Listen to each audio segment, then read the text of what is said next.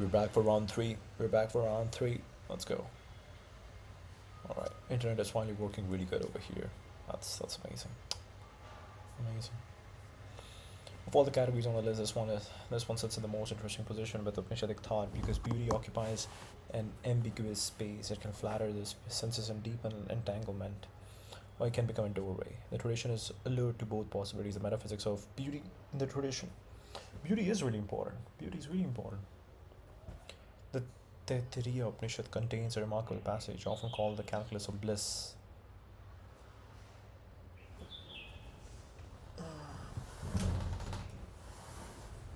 Okay, this is better now.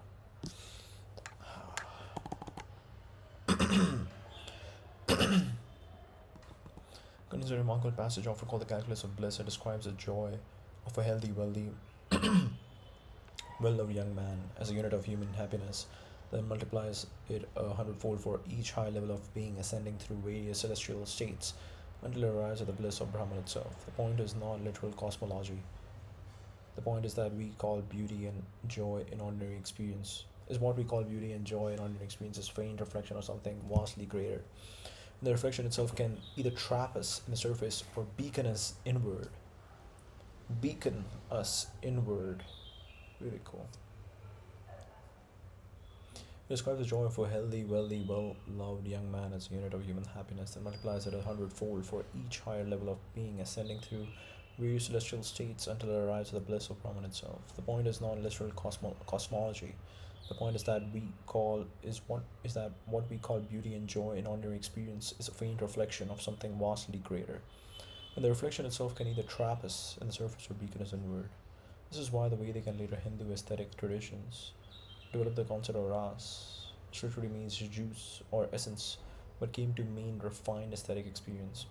The medieval thinker Abhinavagupta, drawing on Upanishadic roots, argued that Shantaras, the flavor of peace, is the highest of the nine ras because it is closest to the experience of pure consciousness itself. Greed art does not merely depict emotion, it allows the perceiver to taste briefly.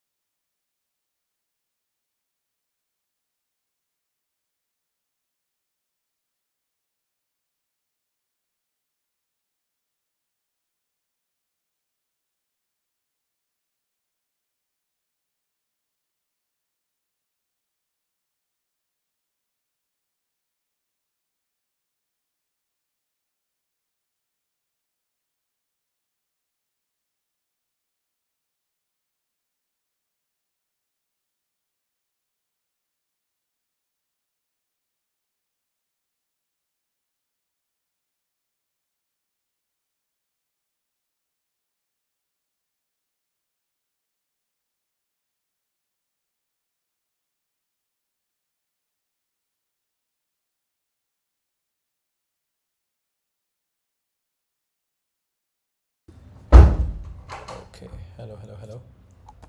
We're live again. The Picture Gurus argue that Shanta is the flavor of peace is the highest of the nine ras because it is closest to the experience of pure consciousness itself. Huiran does not merely depict emotion, it allows the perceiver to taste briefly what lies beneath emotion. Create beauty, elevate consciousness. Create beauty, elevate consciousness. The medieval thinker Abhinavagupta, drawing on Upanishadic roots, argue that Shantaras, the flavor of peace, is the highest of the nine ras because it is closest to the experience of pure consciousness itself. Great art does not merely depict emotion, it allows the perceiver to taste briefly what lies beneath emotion. So when the Upanishads speak of Anand as one of the three aspects of ultimate reality, along with Sat, being, and Chit, consciousness, they're pointing at something the artist works near. Beauty is on Brahman because it is a rumor on Brahman. So when the Upanishads speak of Anand as one of the three aspects of ultimate reality, along with Sat and Chit, they're pointing at something the artist works near. Beauty is not Brahman, but it is a rumor of Brahman.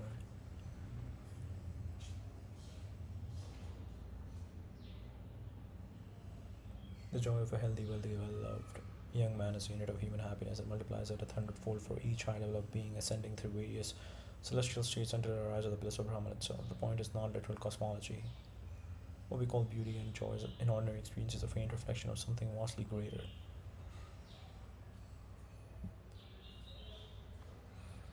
Refined aesthetic experience.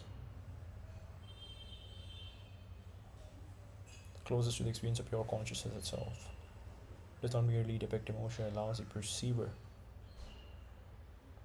to taste briefly what lies beneath emotion. Music. Musicians occupy a particularly honored position. The Vedic tradition itself is sung. The Psalm Ved is essentially the Rig Ved set to melody.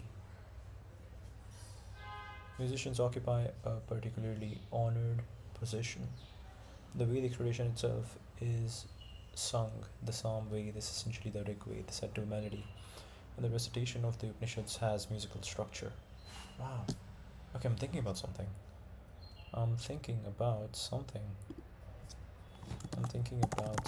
Suno. Let's go. Suno. Am I logged in? I'm logged in. I like this new UI.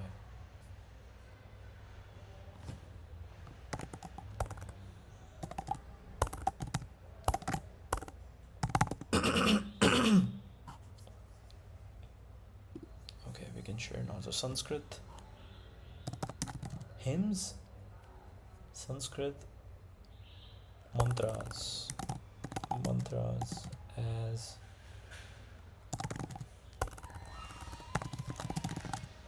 in the form of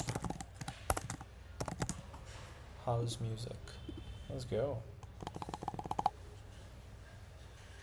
Whoa. Did it create already? No. It's at the last ones. Wow. Let's see what we got. And what did we just read? We read that the Vedic tradition itself is sung. The Psalm Ved is essentially the Rig Ved set to melody in the reaction. Recitation of the Upanishads has musical structure. Beauty is not Brahman, but it is a rumor of Brahman. Ultimate reality. Pointing at something the artist works near.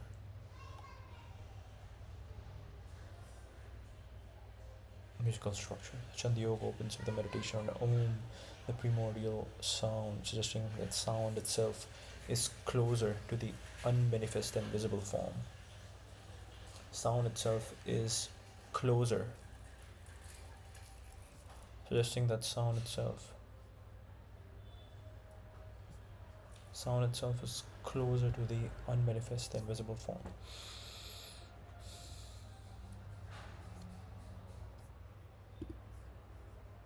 Wow. Mandala Rag.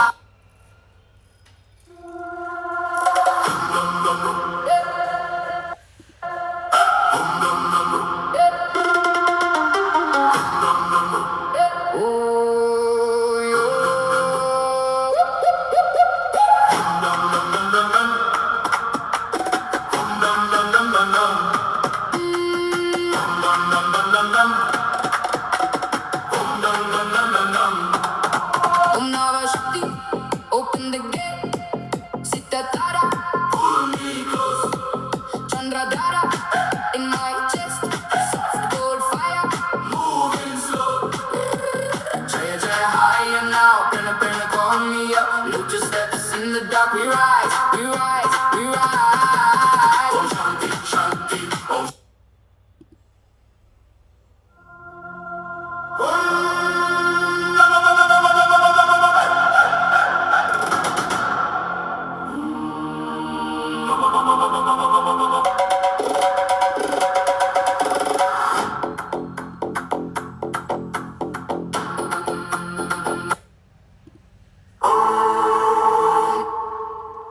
Shanti, Shanti.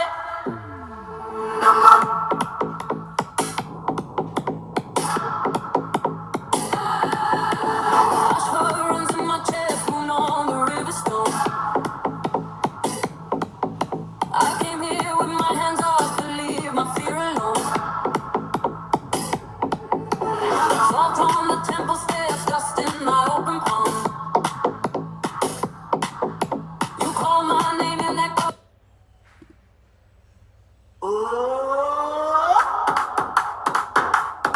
Shanti, Shanti. Okay, so V5.5 is really good. V5.5 is really good.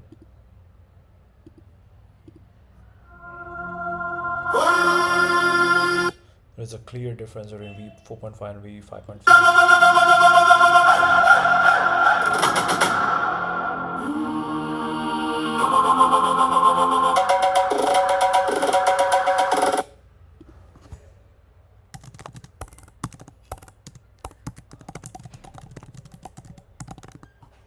Lyrics are in Sanskrit.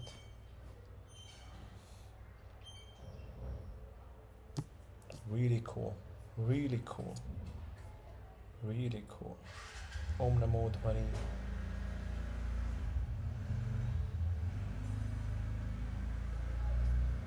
Wow. Wow. Focus on meditation on Om, the primordial sound, suggesting that sound itself is closer to the unmanifest and visible form. Yeah, you need V.5.5. Suno 5.5. A classical Indian musician practicing for decades to refine a single rag is doing something the Upanishadic tradition immediately recognizes. The same applies to the cellist working through box suits. The jazz musician seeking the moment when improvisation becomes communion rather than performance. Becomes communion. A classical Indian musician practicing for decades to refine a single rag is doing something the Upanishadic tradition immediately recognizes. The same applies to the cellist working through box suits, a jazz musician seeking the moment when improvisation. Okay, I have this idea where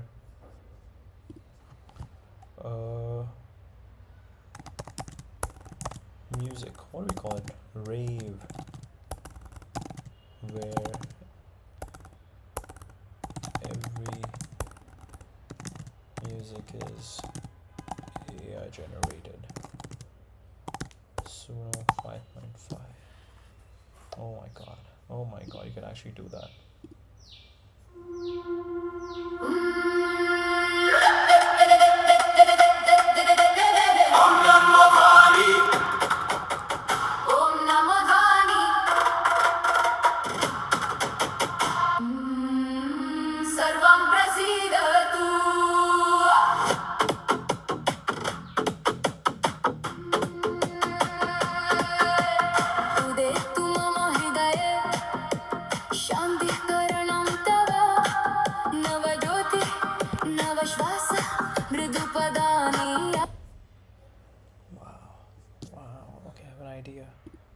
Let's start. Let's do this.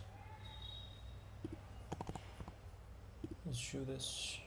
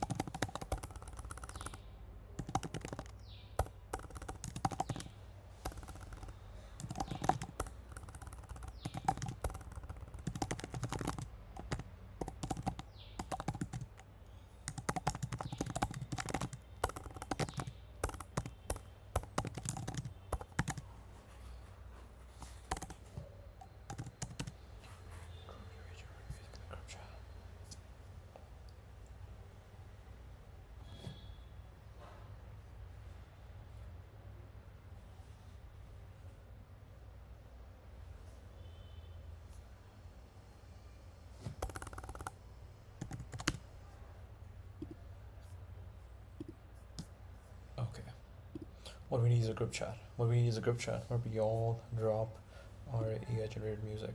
Very cool.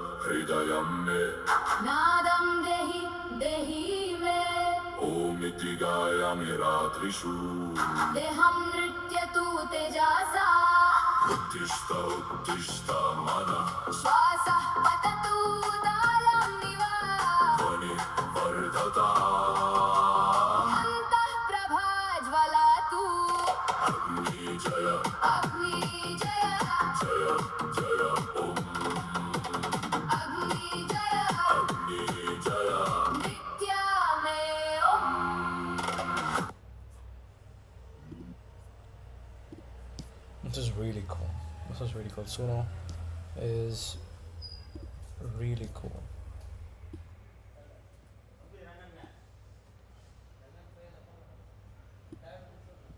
Audio, video.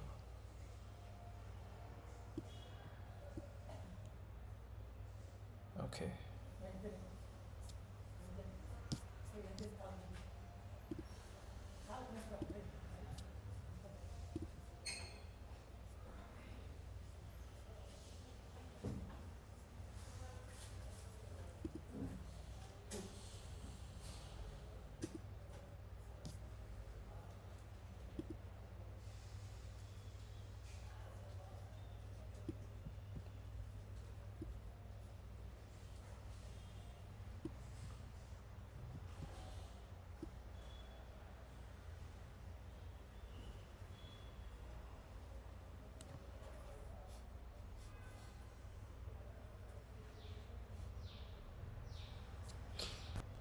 Musician practicing for decades to refine a single rag is doing something the Upanishadic tradition immediately recognizes. The same applies to this cellist working through Bach's suites as a jazz musician seeking the moment when improvisation becomes communion rather than performance. The choral composer arranging human voice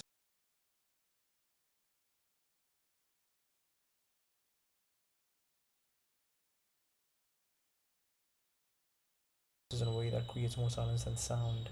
Devotional musicians across traditions, whether singing kirtan, qawwali, Gregorian chant, gospel, or sacred polyphony, work explicitly in this register. Even secular music can serve Shreya when it does what's used or dissolves chant, gives form to the inarticulate. makes grief bearable, makes joy precise, helps the listener feel less alone in the strange fact of being conscious.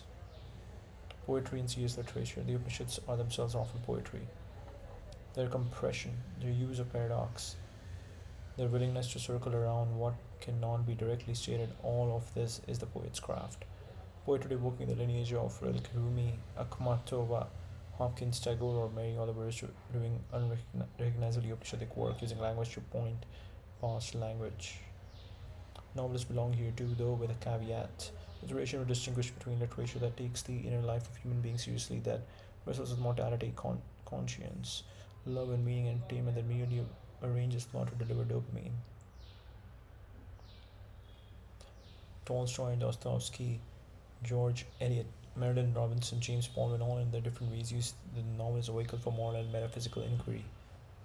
A novelist in that tradition is not merely a craftsperson but a sort of secular sage. Translators of weird literature and poetry deserve special mention. To translate the Upanishads or Dante or Du Fu is to serve transmission across centuries and tongues. The work is humble and largely invisible, which the tradition would consider further evidence of its purity. Visual art, painters, sculptors, and photographers who help others see can do profoundly aligned work.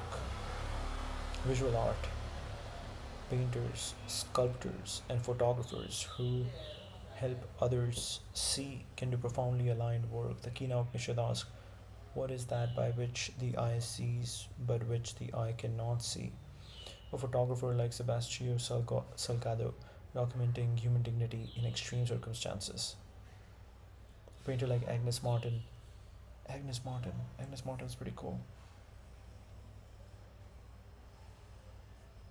Agnes Martin is really cool. Pursuing stillness through gridded canvases for decades, a sculptor working stone into forms that hold quietness. All of these participate in the ancient task of helping the viewer encounter something they would otherwise miss. Iconographers and religious artists work within explicit traditions of sacred art, but the function is older than any specific religion. To make visible an invisible truth, or at least to point at the place where the invisible begins. Architecture, the shaping of space. Architects are designed with awareness that the buildings will shape the inner lives of those who inhabit them are doing serious work. A school designed to invite curiosity rather than enforce compliance. A hospital designed to support healing rather than merely contain bodies. A library designed to make a reader feel the weight and welcome of accumulated thought. A meditation hall, a courtyard, a hospice. So much attention to the construction of the fire altar as a microcosm would understand intuitively that built space shapes consciousness. Landscape architects, garden designers, and those who tend public parks belong here, working in the older tradition of the garden as a place where the human being and the natural order are reconciled. Craft. The Upanishads have an interesting respect for skill making. The Mundaka Upanishad uses the image of the spider spinning its web from itself and the potter shaping clay as analogies for how Brahman manifests the world. Craft, when pursued with full attention over years, becomes contemplative practice. A potter, woodworker, a luthier making violins, a bookbinder, a weaver, a calligrapher, all of these can practice what the Japanese tradition calls shokunin, the artisan's path. The repetitive, attentive engagement with material, the long apprenticeship, the eventual transparency where the maker and the making become one act. The maker and the making become one act is recognizably a yoga. The same applies to certain chefs, particularly those working in traditions that treat food as more than fuel and more than performance. More than fuel and more than performance. The Taittiriya Upanishad meditation on food as Brahman would resonate. Film and theater. Filmmakers like Tarkovsky, Bresson, Ozu, Malik, and Kia Rostami use cinema to do explicitly contemplative work, asking the camera to function as the witness consciousness that the Upanishads call Sakshi. Would otherwise be unheard. Theater makers creating the kind of live encounter that asks an audience to be present together with difficult truths. All of these belong here.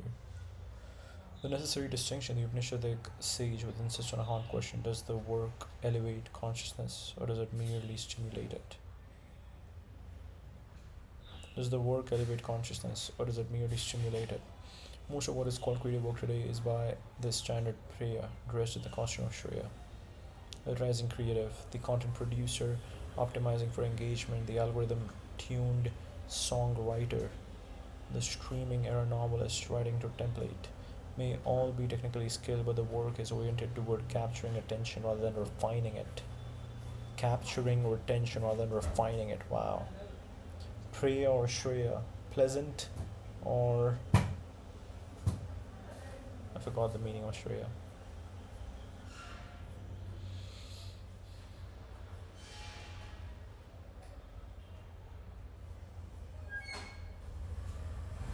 The good, the pleasant, the good.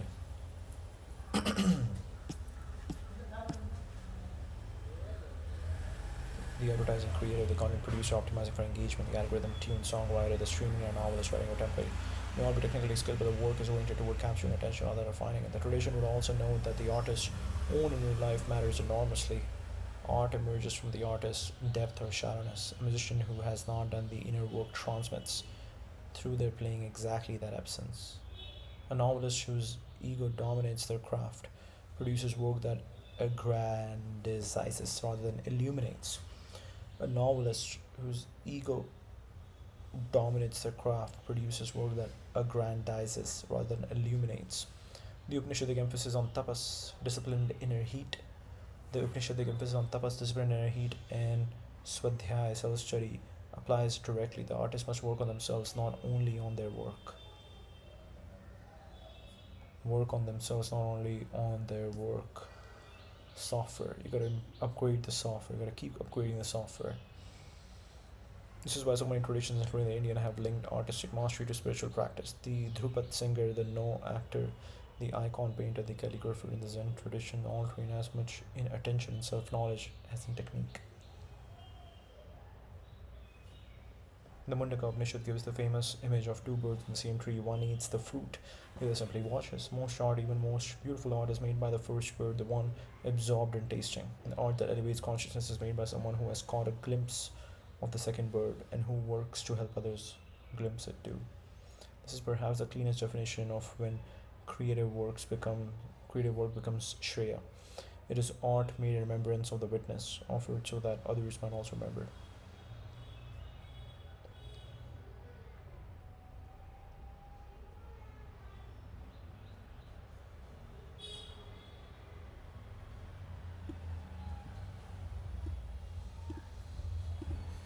Tell me more.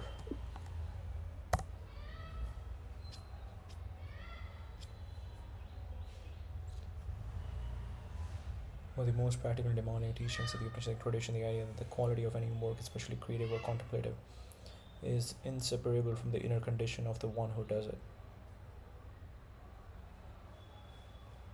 Anyone serious about the craft, tapas, the discipline, inner heat. Tapas comes from the Sanskrit root tap, meaning to burn, to heat, to glow. In the earliest Vedic usage, it referred to the heat of ascetic practice, the literal warmth generated by sitting in meditation, by fasting, by holding the body still through long disciplines. But the word quickly took on a deeper meaning. The inner fire that transforms a person, and the friction of sustained effort against one's own resistance. The inner fire that transforms a person, the friction of sustained effort against one's own resistance.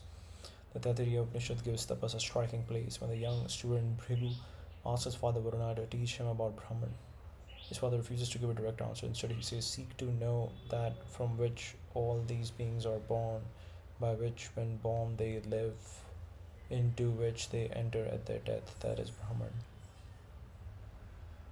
From which all these things are born, by which, when born, they live, into which they enter at their death. That is Brahman. And he tells Bhrigu to discover. Oh.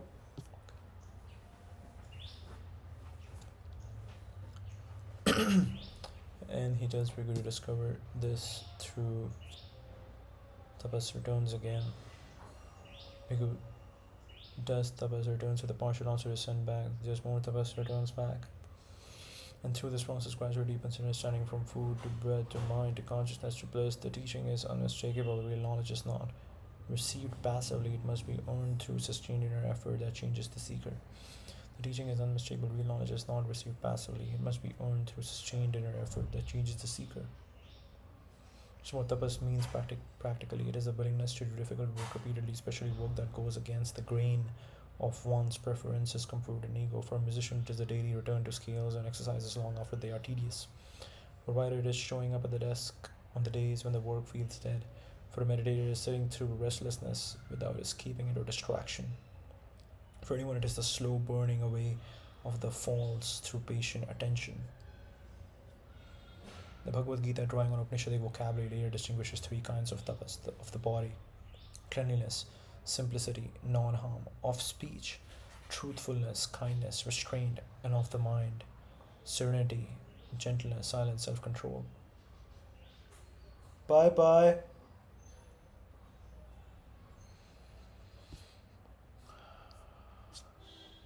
Bhagavad Gita, drawing on Upanishadic vocabulary, later distinguishes three kinds of tapas: of the body, cleanliness, simplicity, non harm; of speech, truthfulness, kindness, restraint; and of the mind, serenity, gentleness, silence, self control.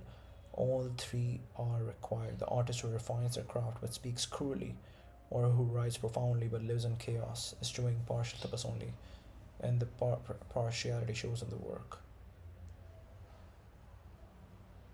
Of the body, of speech, of the mind. Truthfulness, kindness, restraint, serenity, gentleness, silence, self control. Swadhyaya, the study of the self. Swadhyaya literally means one's own, going into from swa and adhyaya. Study, reading, going into. Tradition, it referred to the recitation and study of sacred text.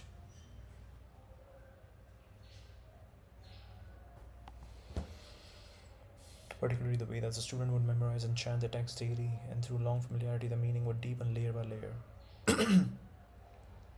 Refer to the recitation and study of sacred texts, particularly the Vedas. The student would memorize and chant the text daily, and through long familiarity, the meaning would deepen layer by layer. But the word has always carried a double meaning. Wow, I'm thinking about this right now. Last time when I came to India, I had just started this practice of live streaming. I had just started this idea of live streaming, this practice of live streaming. Now, this is my thing now. This is my thing. It's so interesting. Wow. I'm looking at my sister, she's seeing how engaged I am, everybody's seeing how engaged I am. I need to be in the right environment, I need to be expansive, I need to be feeling expansive, and that's it.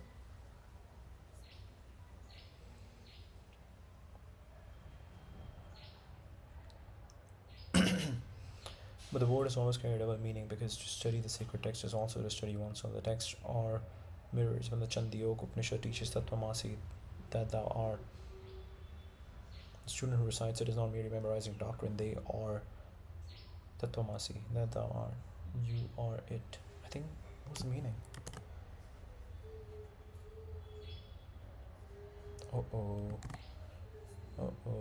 Things are getting really slow right now.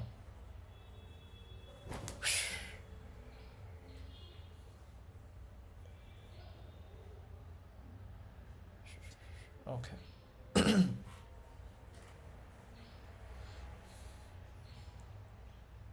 They're being asked to investigate in themselves what could possibly be meant by such a claim. The text turns the gaze inward. Monopractice Svadhyaya has come to mean both things together: regular engagement with wisdom literature and sustained honest inquiry into one's own patterns, motives, fears, and avoidances.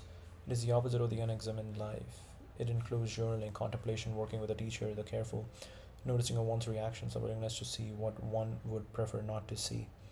For an artist, Swadhyaya is the difference between someone who produces work from the surface of their personality and someone who has gone down into the basement, looked at what is stored there, and found that some of it can be brought up and made into art, and some of it must simply be witnessed and integrated.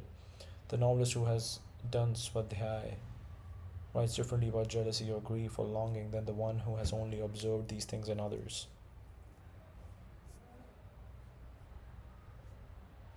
Yeah, observe everything. Observe everything. Jealousy. If you feel jealous, it's not that it's wrong, it's natural. You are supposed to feel jealous because you want something. That's a signal. It's a signal that you want something.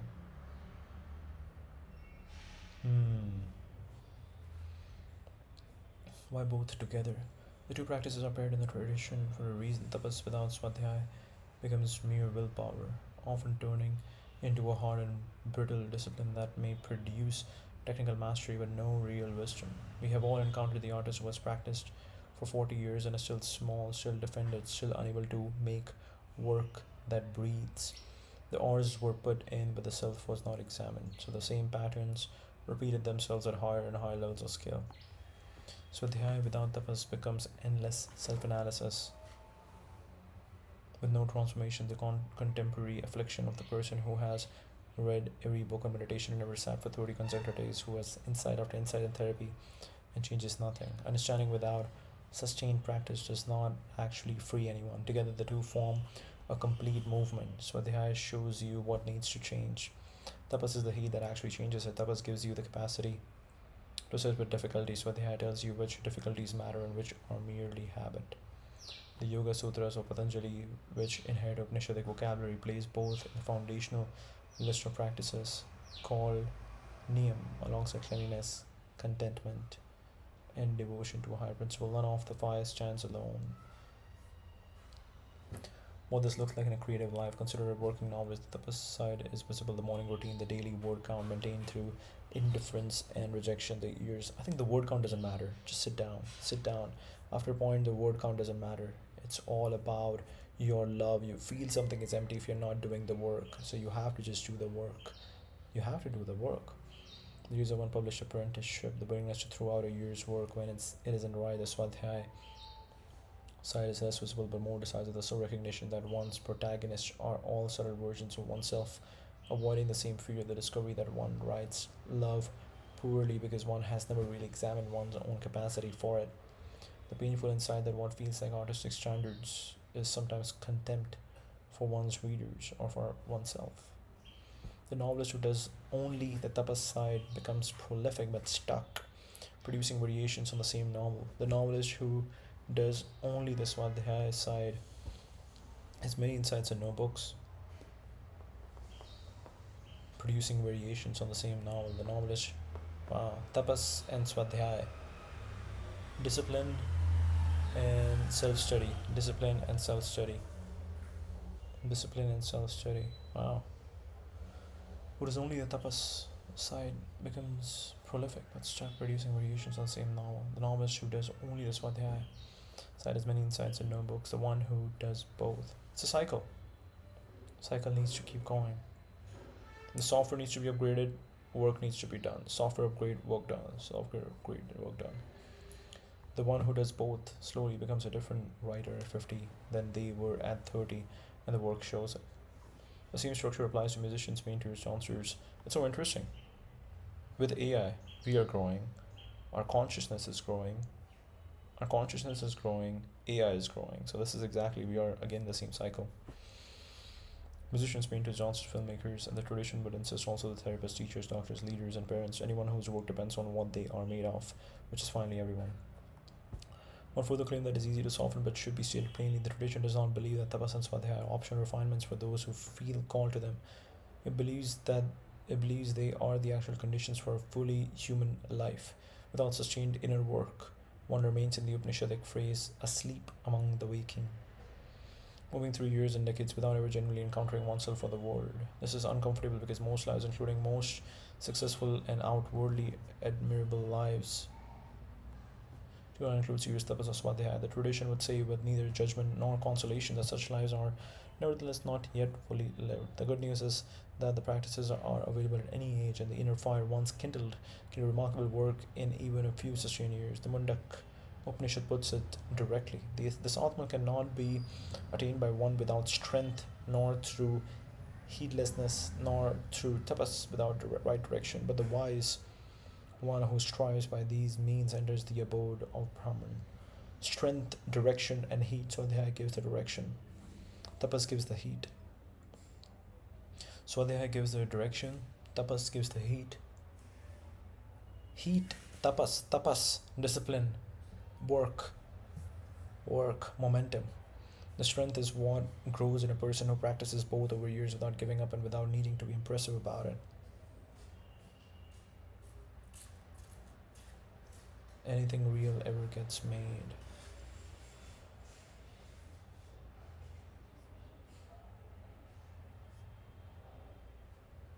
Burn heat in the units refer to the heat of ascetic practice.